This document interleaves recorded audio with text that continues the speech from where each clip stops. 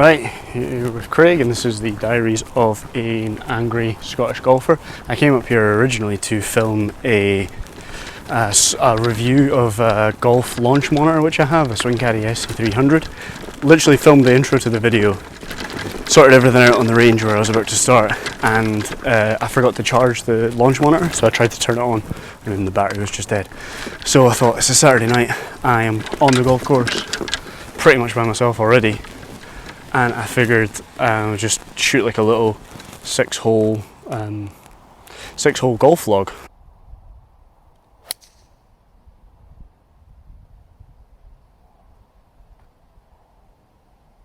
I meant to say, so if you stick around to the end of the video, I've got some details of a prize giveaway that I want to do. Basically, I used to run a golf clothing website, and I've got like a load of brand new golf clothes, like a brand new, completely never used, in packets and stuff. And I figured, like, if I'm gonna do this, might as well like have some stuff that I can kind of give away if people get involved. So yeah, basically, just to enter, it's going to be like I'll put details up, but it's going to be a Abacus waterproof jacket, like a brand new waterproof jacket in blue or red. They're pretty cool, pretty decent stuff, and obviously it's decent if it's free. I've learned from my mistakes from the very first vlog I did, so this is the second one. The first one was quite long, and I noticed because I was using a handheld camera, my phone in my hand, I thought it was like a bit kind of shaky, so I've got some stuff off Amazon to try and make it a bit better. I've got an external mic, it's like linked up here. A bit of a sexy bit here, there we go. Wee microphone to help with wind noise. I'm hoping it's going to have reduced wind noise a little bit. And I've got a phone holder thing, a selfie holder, which is hopefully going to reduce the amount of moving about. So wind noise sorted, moving about sorted, shooting it on sideways camera, on panorama mode sorted, and I got a little app which you will have already seen that shows shot tracer, although I wish I hadn't, because that shot was absolutely dreadful. Oh, another thing, I'm also going to work on swearing. I noticed I swore quite a lot in the last video, so I'm not going to bother with that. I guess, like, as the things kind of try to progress towards scratch from 5, I guess I could say that in the we had a medal yesterday on Thursday, and I shot 71, which is 2 over par at this golf club. So I got a 0.3 cut, which is decent. So I'm down to 4.8. So in the 4s. Lowest I've been is 3. I was off 3.0. And then, like I said last time, I moved golf clubs and then had a bit of a shocker. If anybody ends up watching this who knows this golf club, they're going to be like, how on earth did you end up here? This is a bad shot.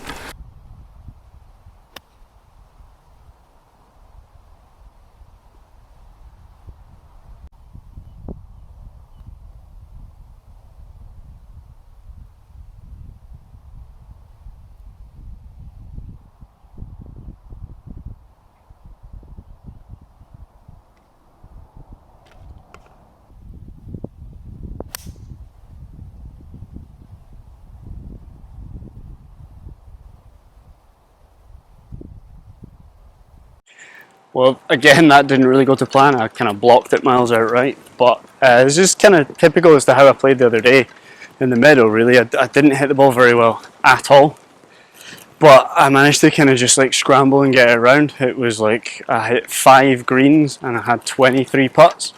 So, I mean, I had 13 like 1 putts. So, I mean, that's pretty decent, but the rest of the game was pretty garbage. I'm still struggling a bit. Everything just feels a bit weird, a bit disconnected, hitting it all over the shot, but that's golf, isn't it? I watched a really good interview on the Alex Evans Golf channel with James Morrison, the European Tour player, and I felt like it really sorted my head out. I was like showing up with so many expectations. Like I'd expect, like I've been practicing, so I'd expect to play well. I'd expect to make a par here, make a par on the first that I just did there. Like you expect a par there because it's a pretty easy hole. But basically, what that video had outlined was like how you don't really, like, expectations can sometimes be quite bad because they add unnecessary pressure. And I found, I went out the other day and had kind of no expectations because I knew that I was swinging the club really bad, and I figured, well, let's just see what happens. Hiya. And I thought, see what happens, we'll figure it out, right? But anyway, this is pretty much exactly where I was when I hit my very first shot on the channel. So.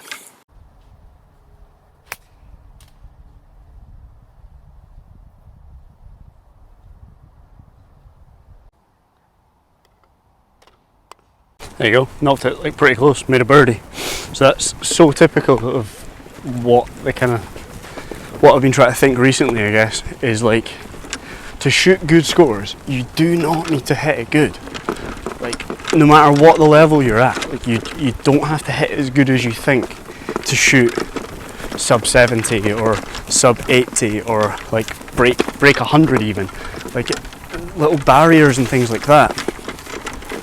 It comes back to like the thing of putting expectations on yourself, like expecting to make whatever, expecting to par this hole or birdie that hole because it's easy. It just puts undue pressure on yourself, and you end up putting things up on pedestals, and it's like for me, even getting to scratch, I know this is just a bit of a laugh and stuff, but you put things on pedestals and it's like have goals and stuff, and it just adds a bit of extra pressure. I think you should for sure have goals, but when you're playing golf, just think, don't expect anything. Don't expect to make birdies on certain holes before you're there. Like, try and get them, get yourself in positions to make them.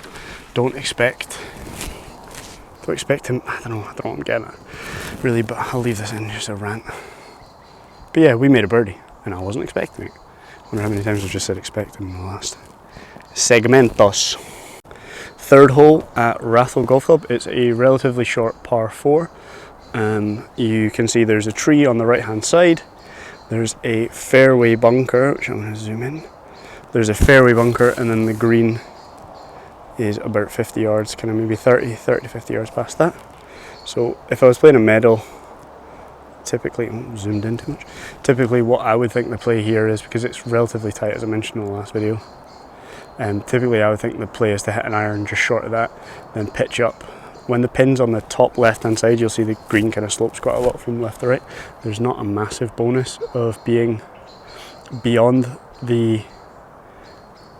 that bunker with like a driver or something, because if you miss the green left, it's such a hard up and down. So what I'm going to try and do just now is hit a 4-iron just short of that bunker and then wedge it on, try and make a birdie.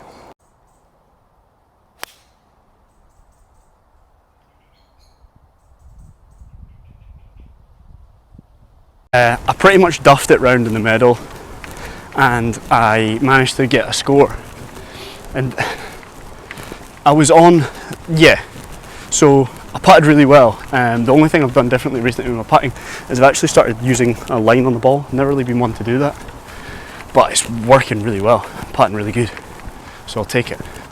But on the last hole, so I literally had hit it horrendously all day. Hit 5 greens, and I'd hit the fairway on 18 here at Rathall. It's got a fairway bunker, and I was just past the fairway bunker, about 90 yards to the green, and I was just so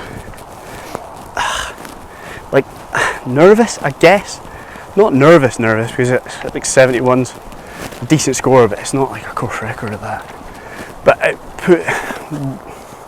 what I felt like is I was so scared to lose what I'd already had, like what I'd gained, especially hitting it bad. Like if you hit it bad and you get round, and I was 1 over par at that point, I was like, oh, please just let me get in. And what was also playing in my mind is, guy behind me? No, I'm good. What was also playing in my mind was the last time I played 18, I made an arse of it. as well. So I was like, oh, don't make an arse of it again, or like that will just be your thing. I don't know if that makes sense. It's just like you have like a kind of horror show hole that you just always think, am I always going to make an arse of this? But yeah, ranting a bit, but that's what the point is.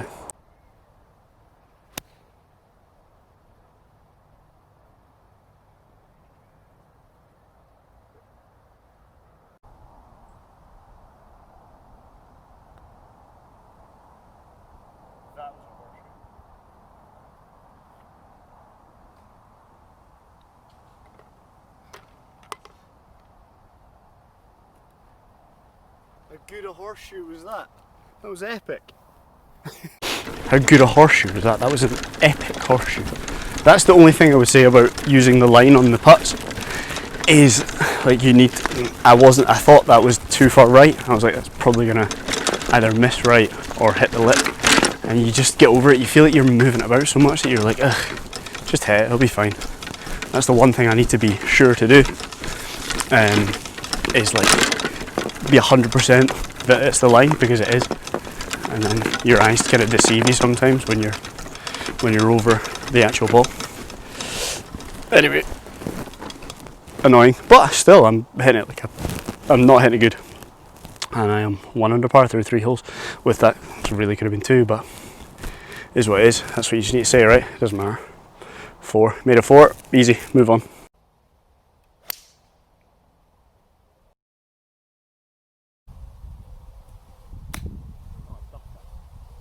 That was so bad. That was terrible. You do see how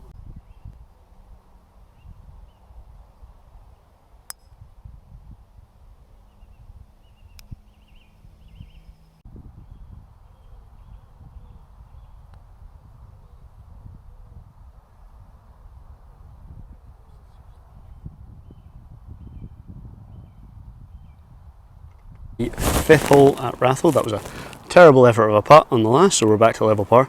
And we've got the 5th hole at Rathall, which is stroke index 1, the hardest hole on the course. You'll see it goes up towards this bunker on the right hand side, this fairway bunker which you can see, and then it moves as a dogleg to the right, and the green's about 150 yards uphill from there. So it's about like 230 to carry that bunker with a driver in your hand. It's not really playing, I mean there's not a lot of wind tonight, so it's not really in play. What the ideal shot for me here would be a little fade off the left hand side of that bunker would be absolutely perfect, but I've not been hitting my driver very well, and when I have been hitting my driver it's been a draw, so I'll see what happens, but that's the ideal shape. Typically I have been known to venture over here.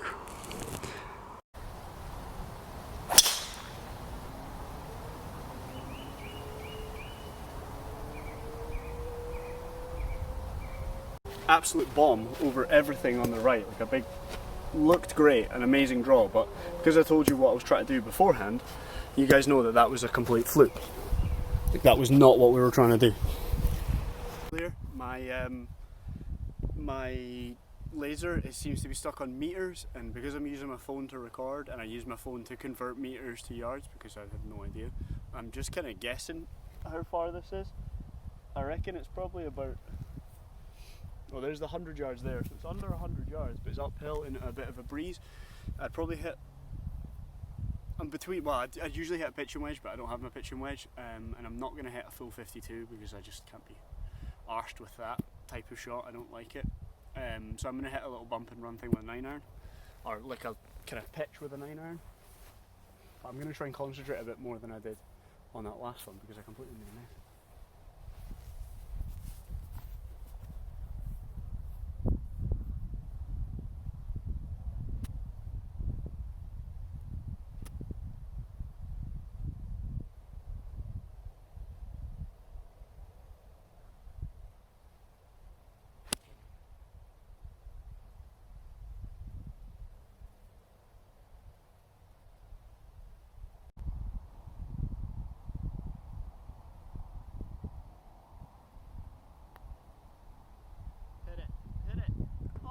Majestic. Majestic. Hardest hole in the course. Hardest hole in the course. Hardest hole in the course. Boom. Cheeky wee birdie there, back to 1 under par. So this is the 6th hole. It is 3-9-2 from these white pins. Back here, that bunker is probably, fairway bunker's probably just over 200 yards to that. I'd usually hit a 2-iron here, like in a medal, but I'm going to try and hit that exact same drive that I just hit, the drawy one, but maybe I don't know how to do it. I tried to hit a fade, so fuck knows. Oh, sorry, I'm trying not to swear. Who knows? I'm gonna try and start it on this big tree here. And point. Oh god, this tree. Good autofocus. I'm gonna start it on that tree and draw it on to that bunker on the left. Oh, zoom all over the place. Draw it onto that bunker on the left, which would be absolutely ideal.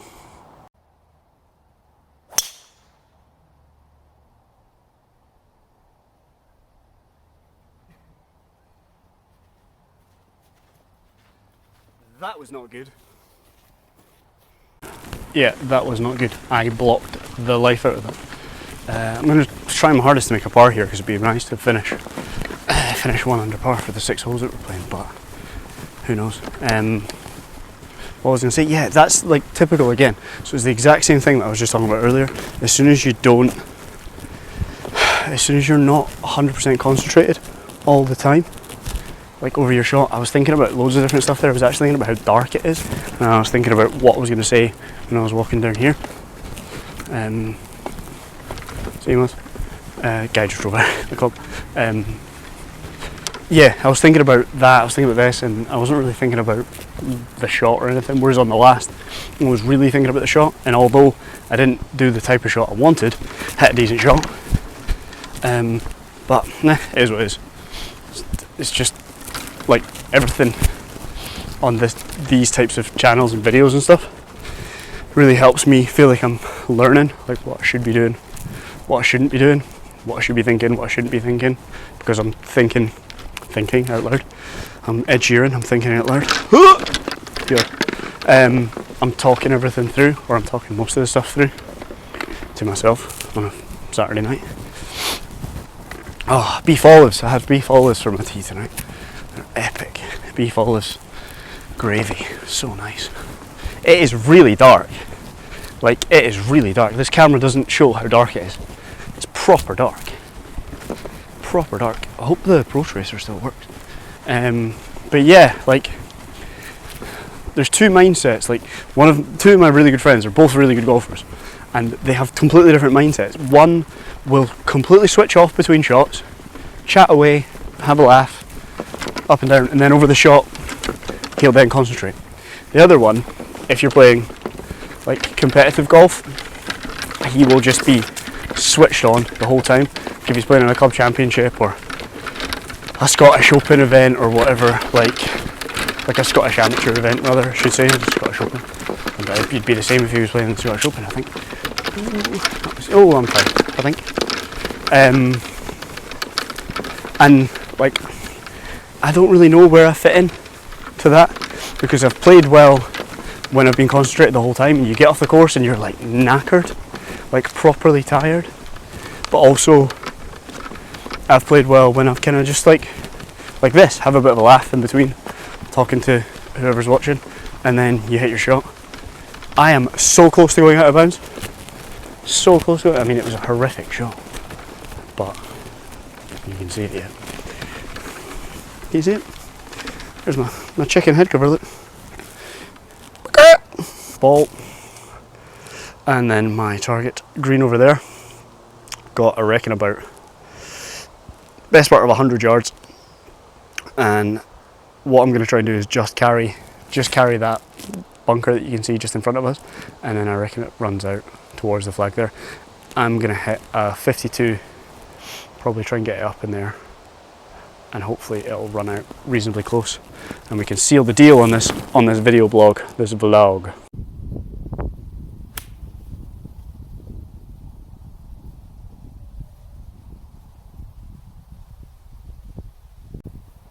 I can't even see.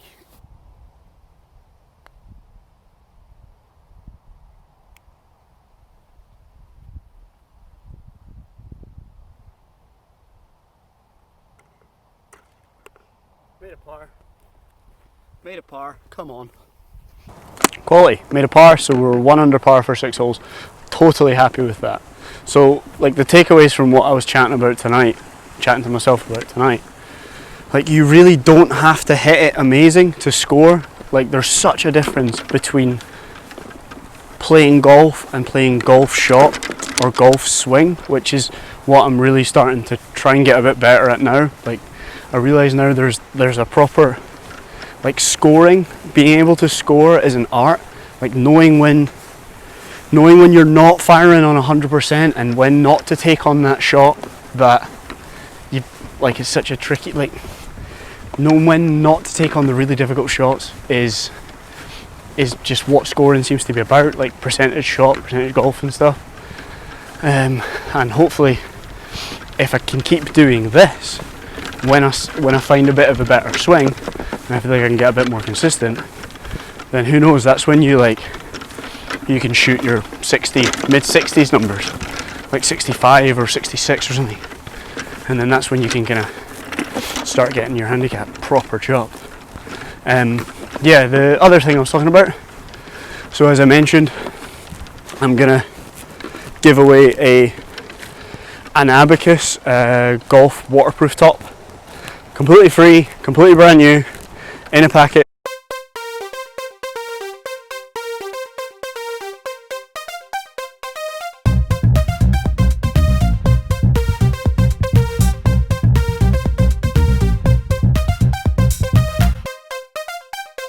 To do to get your hands on that stuff is subscribe to the channel and like the video, and I will pick one of the random people that do it and send them an Abacus waterproof jacket for free.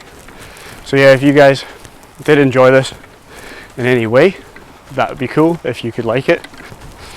Thanks very much for hanging out. I'm going home to eat some chocolate. See ya!